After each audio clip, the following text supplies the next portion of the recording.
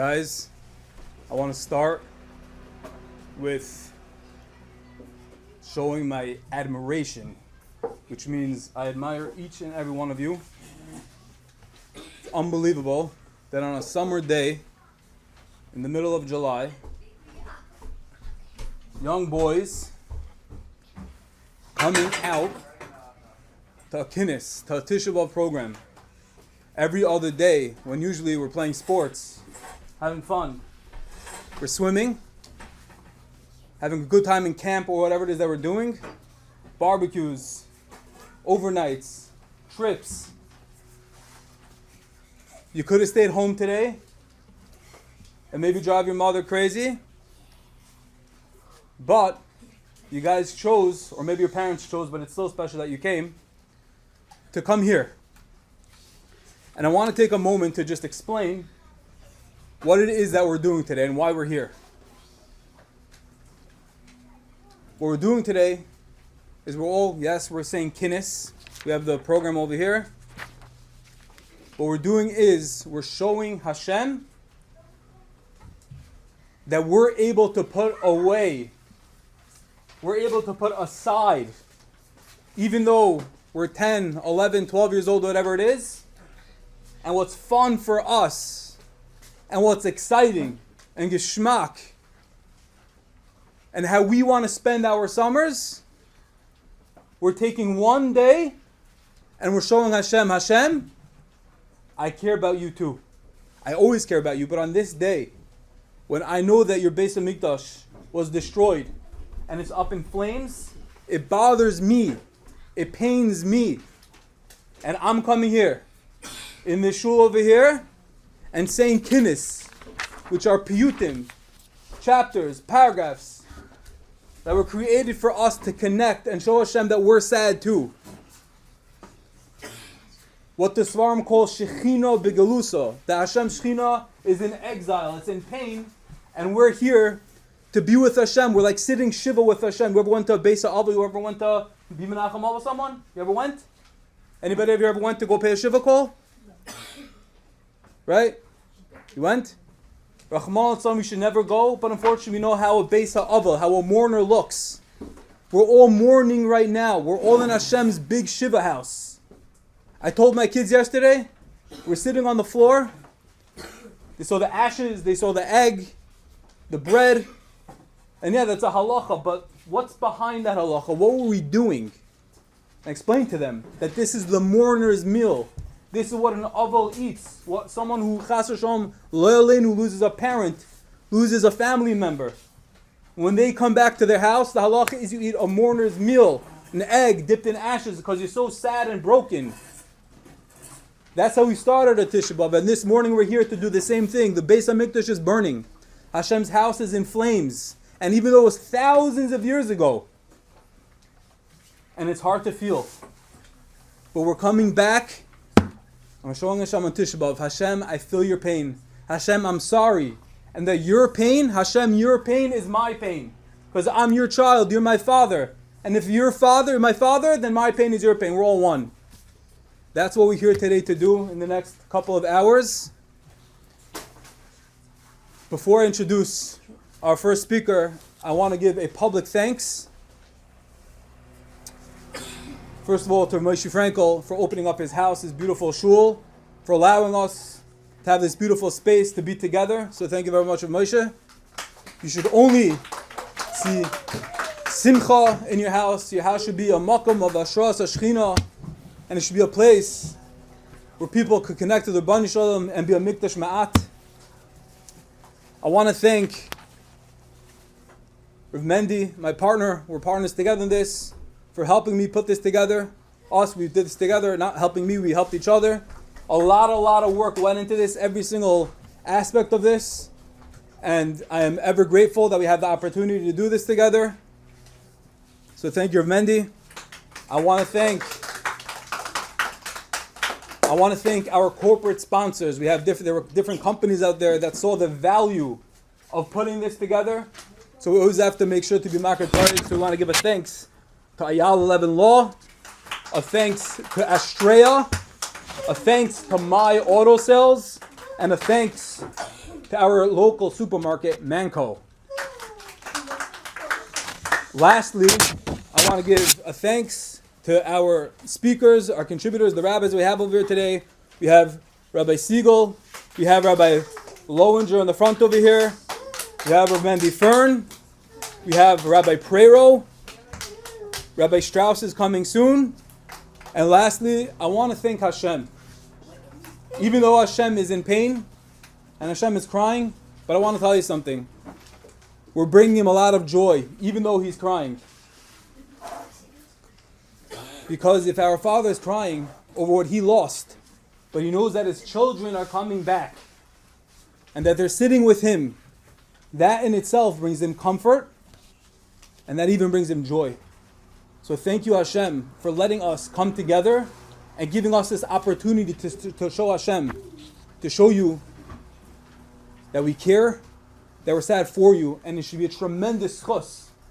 That this taco should be the last time we should never, ever say another Kinnos again. And we should see the Beis HaMikdash and Mashiach right now, very, very soon. The next Kinnah, guys, is Kinnah Yod Gimel. I'm going to be very honest with you.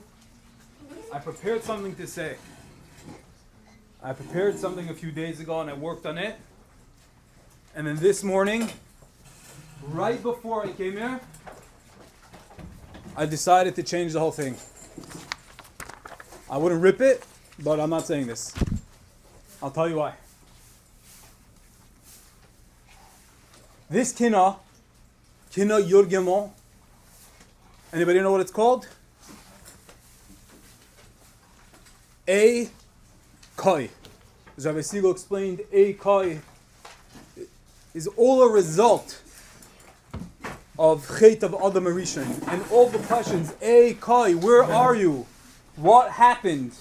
Why are we living in such a painful exile, such a shver galus? Why are there so many tsars in Klal Yisrael? Why are there children dying with cancer? Why are there tragedies? Why are there people in Sloan Kettering? Why was there on October 7th? Why every single day in Eretz Yisrael are the soldiers dying? Isn't Hashem our Father? Doesn't Hashem care about us? If our Father loves us so much, if our Father is the Melech Abba Rachaman, he's compassionate, he's kind, where is he? This world is so bitter. It's so dark. You guys know what happened in Muncie a couple weeks ago?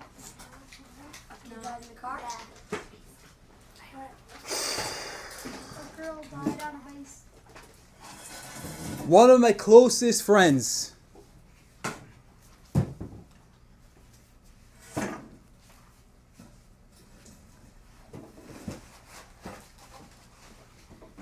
was driving his car. And unfortunately, it resulted in one of the biggest tragedies that we can imagine. The pain of the loss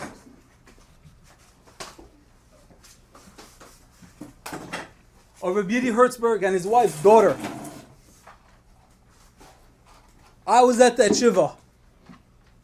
I don't know if there was anything in my life I experienced that was so painful. A mother and father losing their 8-year-old daughter in such a horrific, tragic way. It was a regular sunny day in the summer. I think they were on their way to a barbecue or something. And in 1 hour and 1 minute, their life turned upside down forever. We're not going to go into his pain, into the pain of the parents. And we certainly are not going to go into the pain and the guilt and the remorse of the person that was involved in this terrible, terrible accident. Close friend of mine. I lived in his house for 3 years when I was in Eretz Yisrael. I took over his apartment. We're not going to go into that. But what I want to discuss for a couple minutes. Where is Hashem? Do you guys know? Does your father love you? Would your father ever want something bad? Would your father ever want you to stub your toe? No. Would he want you to get a paper cut? How could it be? If Hashem loves us so much, how could Hashem allow such a tragedy to happen? Hey, Koi, where are you? Every single time we have these tragedies, our hearts should be exploding in pain, in sorrow, not understanding. Hashem, you love us. We said in Shemoneh Esrei, you guys daven this morning? We said, Mechalkel Chayim B'Chesed. Hashem lives, gives us life, He sustains us with kindness. Where's the kindness when such a terrible tragedy happens?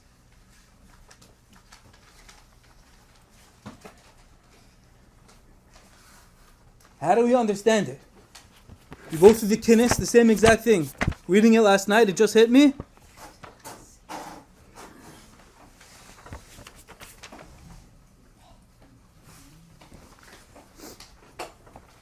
We go from one pasuk, we say, Tza'ak libam el Hashem, choymas basiyin, cry out to the heart, Hashem, kanachal dima, like a flowing stream of tears. We were so sad over the Churban.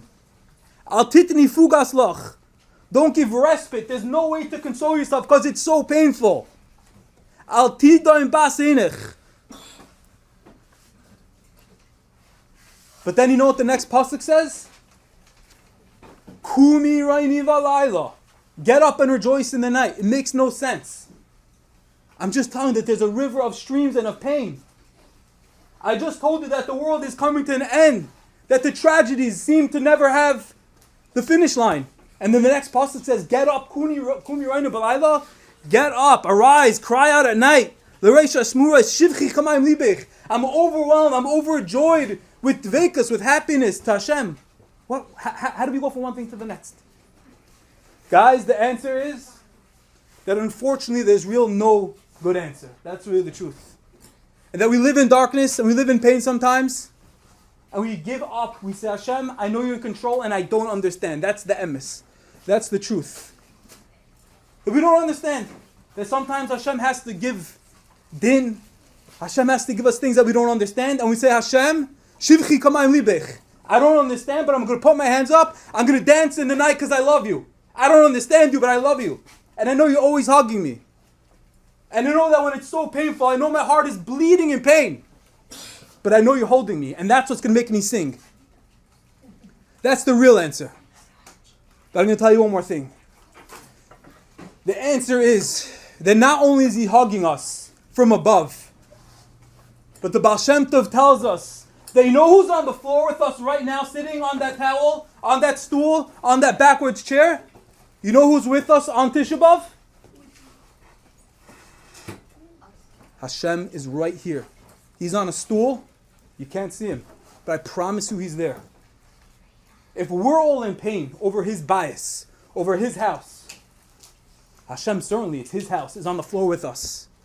And the answer, says the Baal Shem Tov, is that even though our hearts are exploding, it's like one of those fire hydrants that's just exploding with pain. Instead of water, it's just pain, blood, sadness, tears. But says the Baal Shem Tov something that's unbelievable. That the kumi roini balayla is because Hashem is on the floor. He's in this house with us in 520 Engelmere, sitting on one of these chairs, on one of these stools. And the closeness that we can attain, we can grab Hashem right now and daven for whatever we want. You know why? Because during the year, on Simchas Torah, on Chanukah, on Shavuos, He's in Shemayim. He's all the way up. The Malachim are dancing around Him. But on day of Churban, on day of pain, when we're all sitting here not in camp, not having fun, giving up for Him, God is sitting right next to you. And you can talk to Him and you can connect to Him. You can ask Him for whatever you want. Refuah, Shalom, Parnasa. You know someone that doesn't have kids. You know someone that's parents are divorced and it's so painful for them. You know someone who's sick. God is sitting here. Now's the time to talk to Him. We don't understand these tragedies, but we're meant to learn from them. Churban, over and over, and every year, unfortunately, there's this crazy story. Last year we spoke about about a monk and their child. It's unfortunately, but Hashem is talking to us, and Hashem saying, I know it's painful, but Rabbi say, I'm on the floor with you. So that's the answer. Hashem is the Mechalkel Chaim B'Chesed. Hashem is kind, Hashem is benevolent, Hashem loves us. And at the same time, sometimes He has to throw us a curveball that we don't understand. It's a punch in the gut. It's a ball that comes so hard, a hard ball right in our stomach. But we say, I know Hashem, I know you threw it to me. And even though it hurts so much, but I know that you're hugging me while just blew me right here. And I know it's all you, and that's how I can be Kumirina Belayla. And that's how I know that even though like a live river of tears, of pain, but I know it's all from you, and as hard as it is to understand, for the two things to work together, but it's all their B'nai Shalom. So on Tisha B'Av, as we're sitting here, and we're saying, Ei Koi, where are you? Yes, that's our knee-jerk reaction. Where are you? Because it's so painful. But at the same time, the answer is on Tisha B'Av. He's right here, and that's how. We could be Shivchi Kamayim Libech. That's how we could say, Hashem, you're the Mechalkel Chaim B'Chesed, you're kind. Because I know you love me so much, and it's hard to understand, it's hard to believe sometimes. But on Tisha B'Av, we remind ourselves Hashem is right here with us. It's a time of brokenness, it's a time of pain. But Hashem is with us too, carrying us through. Ei Koi.